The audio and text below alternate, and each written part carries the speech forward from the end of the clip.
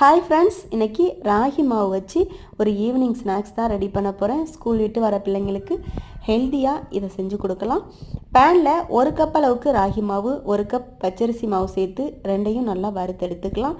வறுத்த மாவை ஒரு பாத்திரத்தில் சேர்த்துட்டு 1/2 கப் தேங்காய் துருவல், வறுத்த எள் 1 டீஸ்பூன், 1/2 டீஸ்பூனுக்கு ஏலக்காய் தூள், 1 பிஞ்சு உப்பு சேர்த்து நல்லா கலந்து விட்டுடலாம். நம்ம எடுத்திருக்க மாவுக்கு 1/2 கப் அளவுக்கு வெல்லத்தையோ இல்லை நாட்டு சர்க்கரையோ சேர்த்து 1 கப் தண்ணியும் சேர்த்து கரைச்சி எடுத்துட்டு நம்ம கலந்து வச்சுருக்க மாவு கூட வடிகட்டி சேர்த்துட்டு ஒரு ஸ்பூனால் முதல்ல கலந்து விட்டுடலாம்.